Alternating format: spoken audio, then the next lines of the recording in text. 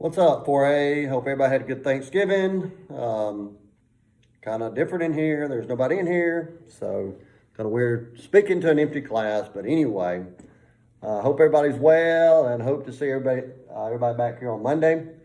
We're going to look at the Great Depression today, kind of the causes of the Great Depression, what led to the Great Depression. We're going to be looking at that.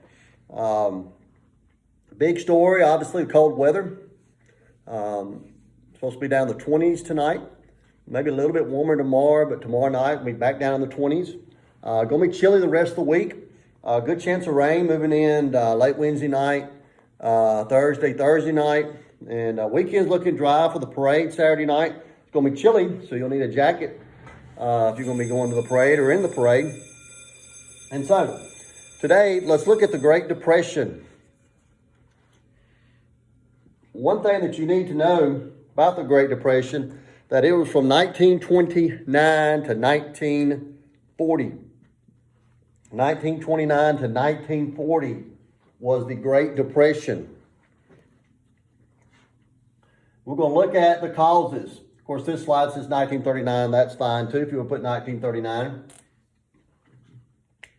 And so, 1929, you had the stock market crash. Didn't realize the effect it would have, no money to replenish what was borrowed. And so at first, the stock market crashed in 1929, and that's going to set a string of events that will eventually lead to the Great Depression. Now, going back a little bit, you have the Roaring 20s. It was a good time, a good life. Big band, Charleston, the Flappers, we talked all about that. You had this new concept of credit. People now, for the first time in the 1920s, could buy stuff on credit. That means that you could get it and pay for it later with interest. And so this was a deal where people had a great time doing that. And it's a good time doing that. Eventually, though, you have to pay up. And of course, today we have credit cards. And you can basically get a credit card and you can spend a lot of money, have a small payment at first, but eventually you have to pay that sucker back, and that's going to be tough, especially if you get 3 or 4 credit cards going at one time. But anyway, it was good times of the 1920s. People were buying. We talk about automobiles, Henry Ford, appliances, clothes, fun times, dancing, flappers, drinking. So the Roaring 20s, it was a good time for everybody. Why was this bad, though? Buying stuff on credit. People didn't really have the money they were spending. Okay?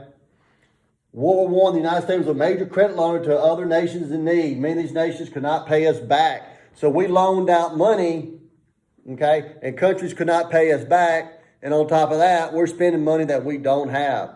And so this is going to set the stage for the Great Depression. It's never good at all if you're making $3,000 a month and you're spending $3,100 a month.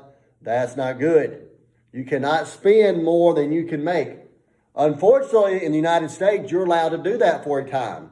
In the United States, credit card companies and stuff will allow you to spend more money than you're making for a while. But eventually, it will catch up to you.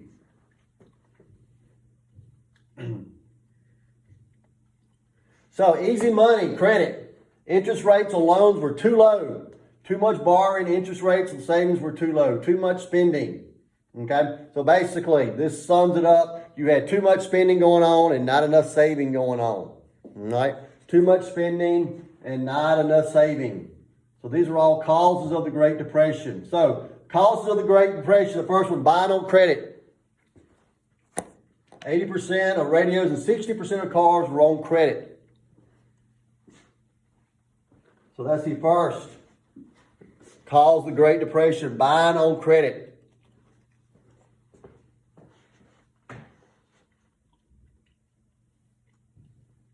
Wealth is distributed unevenly. Corporate profits rose 65% in the 1920s. The rich became much richer and the workers became basically less poor.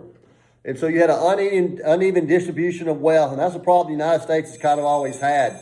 You've always had people, some people making a lot of money. Everybody else is making a little bit of money. And so you had an uneven distribution of wealth. If you look at the 1920s and 1930s salary, bus driver, no power steering or brakes, okay?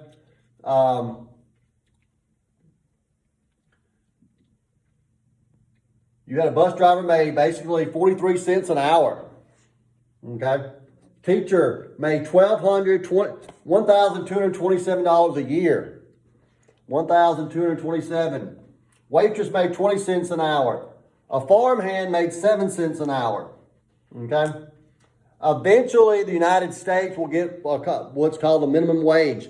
Back then, there was no minimum wage laws, okay? Highest paid construction worker in the Ford Motor Company, $500 a day, $5 a day, or 48 cents an hour. And so, you can tell that the salaries were not very good.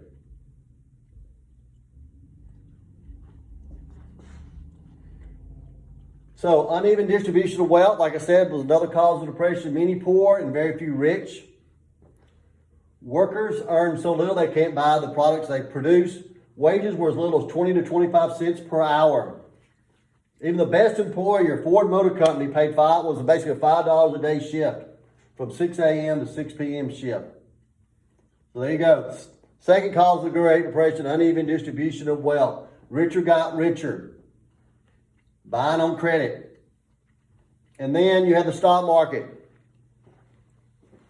You have the stock market. People bought stocks on margins. Everybody was buying stocks. If a stock is $100, you can pay $10 now and the rest later when the stock rose. Stocks fall, now the person has less than $100 and no money to pay back. So basic math, okay? Basically, you could go buy $100 worth of stock, okay, for $10. And you basically borrowed $90 of it. That's good if it went up. If it went up from $100 to $300, then that's great. However, that stock went from $100 to $3, you still owe, that money that you did not basically pay at first. You still owe $90. And so that's the problem. So people were risking a lot of money in the stock market. They were gambling in the stock market. And then when people panicking about their money, investors try to sell their stocks. This tends to lead to a huge decline in stocks. Stocks were worthless now. People who bought on margin now could not pay investors, were average people that were now broke. And so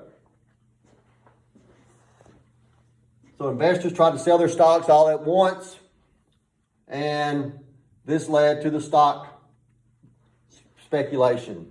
Eventually the stock market crashed, buying on margin, and then Black Tuesday.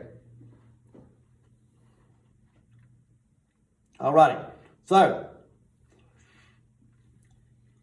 what about the people? Farmers are already feeling the effects. Prices of crops went down to the 1920s. Even before the Depression hit, farmers still were having a very difficult time. People could not afford luxuries. Factories shut down. Businesses went out. Banks could not pay out money. People could not pay their taxes. Schools shut down due to lack of funds. Many families became homeless and had to live in shanties.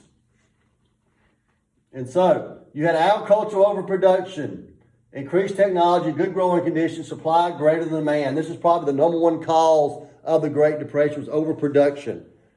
Overproduction in agriculture and overproduction in stuff like radios, clothes, furniture.